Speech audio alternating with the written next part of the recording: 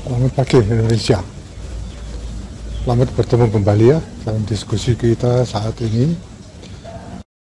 Sebenarnya yang diinginkan oleh grup kami adalah gimana ya kemajuan dari calon wakil presiden ini kok sampai sekarang kok sepertinya masih ditunda-tunda. Malah ada beberapa teman yang mengatakan sepertinya mereka maunya sampai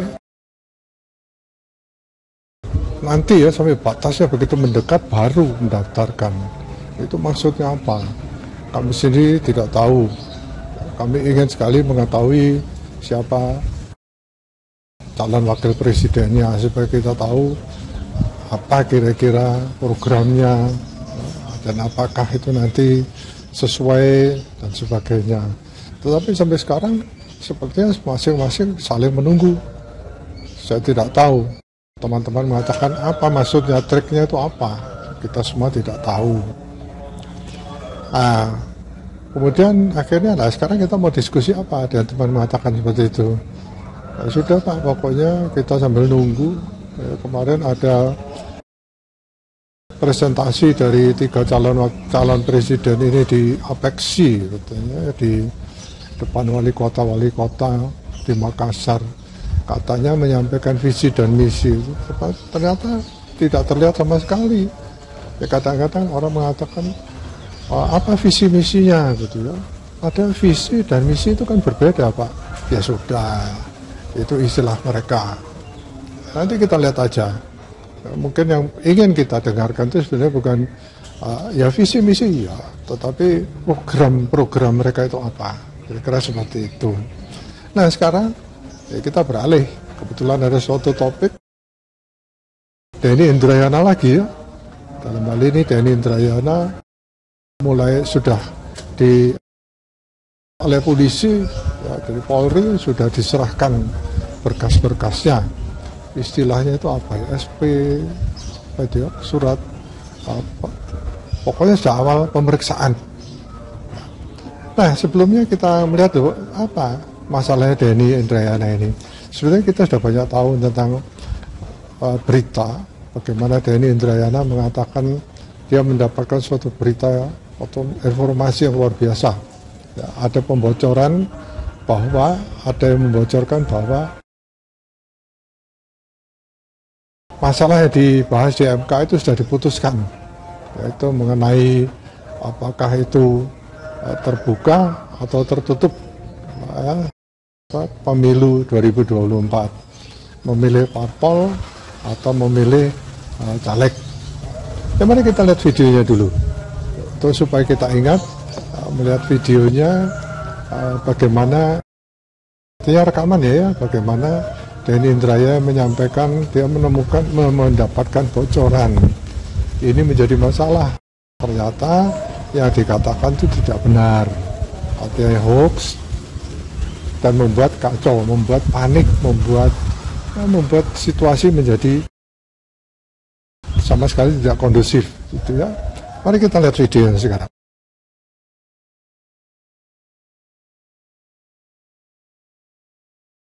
Ini rekamannya ya. Denny Indrayana mengaku mendapatkan informasi penting. MK akan memutuskan pemilu legislatif kembali ke sistem proporsional tertutup, kembali memilih tanda gambar partai saja, kata Denny Indrayana pada akun media sosial Twitter.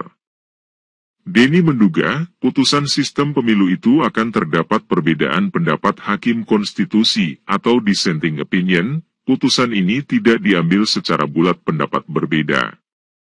Dari 9 hakim konstitusi, 3 hakim konstitusi mengajukan dissenting opinion yakni Igede Dewa Palguna, Muhammad Alim, dan Aswanto. Sementara 1 hakim konstitusi mengajukan concurring opinion yaitu Patrialis Akbar. Ia menyebut komposisi itu berbanding 6 dan 3 dari 9 hakim konstitusi.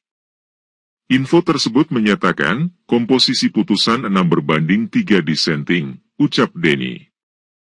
Saat dikonfirmasi, terkait sumber informasi yang diperolehnya itu, Denny menjawab, bahwa dipastikan bisa dipertanggungjawabkan kredibilitasnya. Namun, Denny enggan membocorkan informannya itu. Ia memastikan sumbernya bukan dari hakim konstitusi. Tentunya saya sangat yakin kredibilitasnya, kata Denny. Ia pun menyebut sistem pemilu proporsional tertutup akan kembali ke zaman Orde Baru. Sehingga, masyarakat sebagai pemilih hanya ditawarkan gambar parpol. Maka, kita kembali ke sistem pemilu Orba, otoritarian dan koruptif, kata Denny. Merespons ini, juru bicara MK Fajar Laksono menampik pernyataan Denny Indrayana itu. Menurut Fajar, MK baru akan mendengar kesimpulan gugatan sistem pemilu dari para pihak terkait. Silahkan tanya mendalam kepada yang bersangkutan. Yang pasti, sesuai agenda persidangan terakhir kemarin dalam perkara tersebut, tanggal 31 Mei mendatang penyerahan kesimpulan para pihak, kata Fajar. Menurut Fajar, berdasarkan persidangan dan dokumen-dokumen perkara, baru akan dibahas dan diambil keputusan oleh majelis hakim dalam rapat permusyawaratan hakim. Selanjutnya, kalau putusan sudah siap, baru akan diagendakan sidang pengucapan putusan. Begitu alurnya, kata Fajar.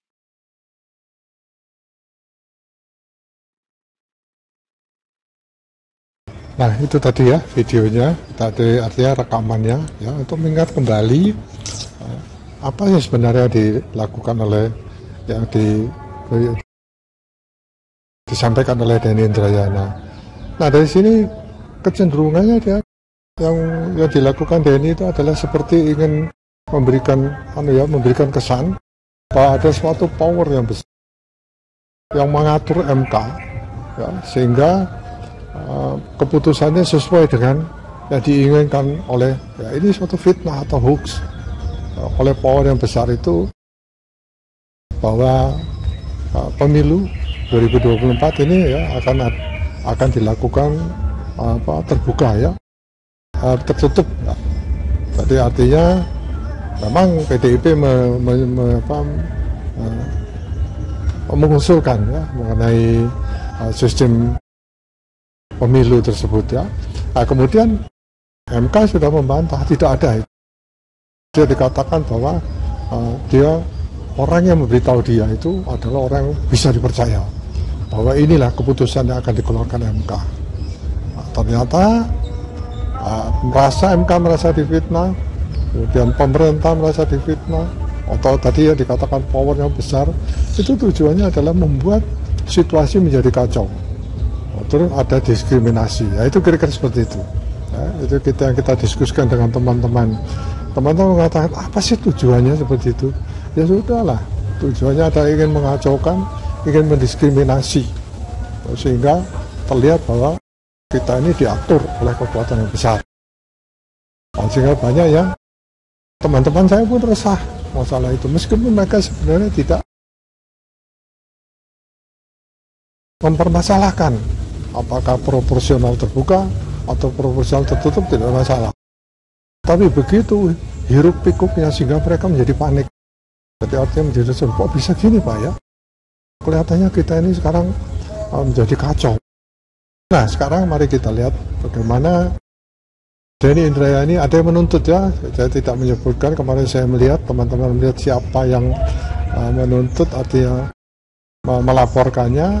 Nah sekarang Polri sudah menyerahkan saya lupa itu ya, menyerahkan berkas untuk dimulainya penyidikan itu disampaikan kepada kejaksaan atau MK ya. Jadi untuk di OMK bukan ya, saya kira ini dilaporkan ke kejaksaan ya. Baik, jadi mari kita lihat sekarang videonya untuk meyakinkan apakah yang saya katakan benar atau tidak, dilaporkan pada siapa, saya lupa ya, saya sudah membuat rekamannya, mari kita lihat ya, sekali lagi rekaman itu tersebut dibuat supaya jelas ya, jadi ada presentasi mengenai tulisannya dan ada kata-kata yang disampaikan yang cukup jelas karena direkam sebelumnya. Mari kita lihat.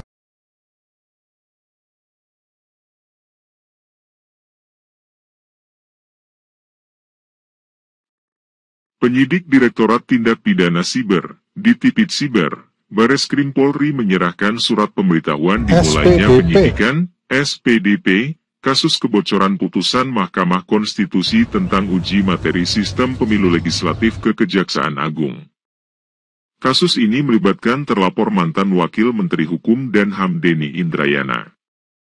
Terkait kasus saudara DI, Denny Indrayana, saat ini di tanggal 10 Juli 2023 penyidik telah melayangkan surat pemberitahuan dimulainya penyidikan, SPDP, ke Kejaksaan, kata Kepala Biro Penerangan Masyarakat, Karopenmas, Div Humas Polri Brigjen Pol Ahmad Ramadan. Ramadan menyebut dengan telah dilimpahkannya SPDP tersebut, maka penanganan perkara dugaan kebocoran putusan MK tentang uji materi sistem pemilu sudah dalam tahap penyidikan. Terkait kapan Denny Indrayana akan dipanggil untuk diperiksa sebagai saksi, Ramadan menyebut tahap tersebut dalam berproses mengingat SPDP baru saja diserahkan per tanggal 10 Juli kemarin. Ya, panggilan, nanti akan berproses ya, tanggal 10 Juli kemarin, SPDP diserahkan, ujarnya. Terpisah, Kepala Pusat Penerangan Hukum, Kapus Penkum, Kejaksaan Agung Ketut Sumedana dalam keterangannya menyampaikan telah menerima SPDP dari penyidik Ditpid Siber Bareskrim Polri atas nama pengguna akun Twitter berinisial DI, Denny Indrayana. SPDP itu, kata Ketut, terkait peristiwa dugaan tindak pidana dengan sengaja dan tanpa hak menyebarkan informasi yang ditujukan untuk menimbulkan rasa kebencian atau permusuhan individu dan, atau, kelompok masyarakat tertentu berdasarkan atas suku, agama, ras dan golongan, sara, dan, atau, dengan menyiarkan berita atau pemberitahuan bohong dengan sengaja menerbitkan keonaran di kalangan masyarakat.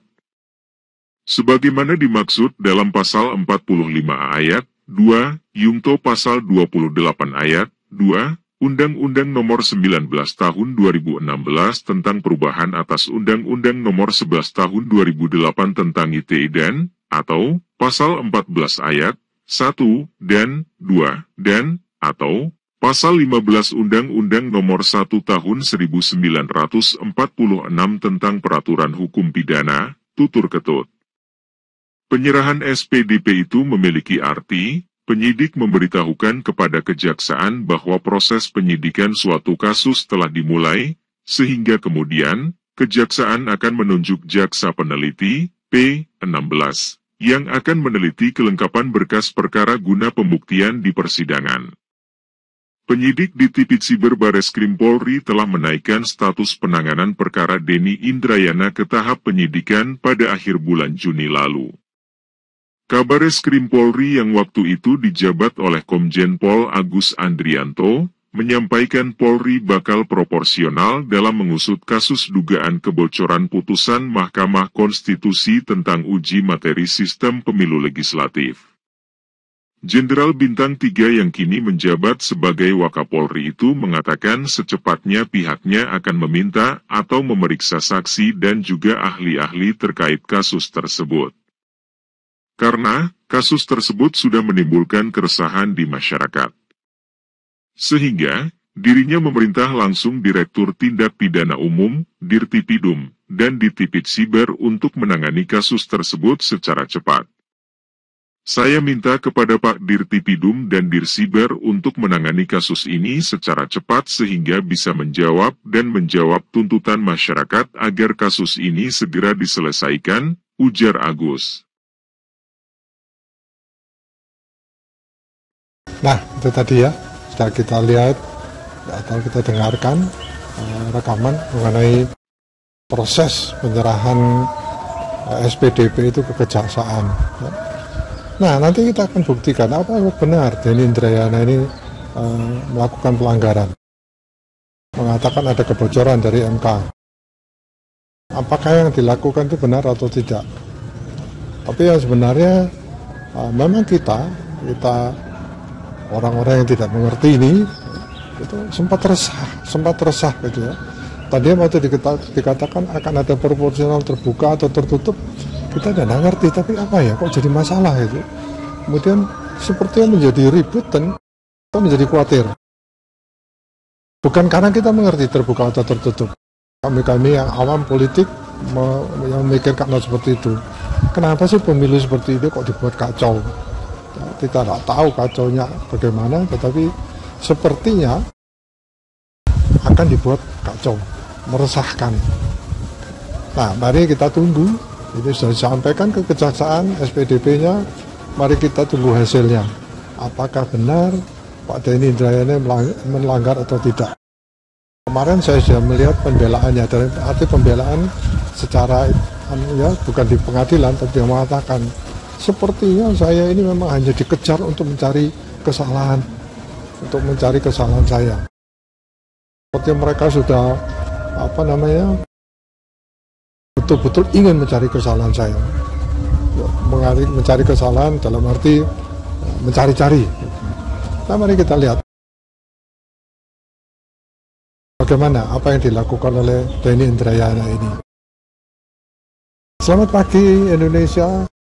Jangan lupa mensukseskan pemilu 2024.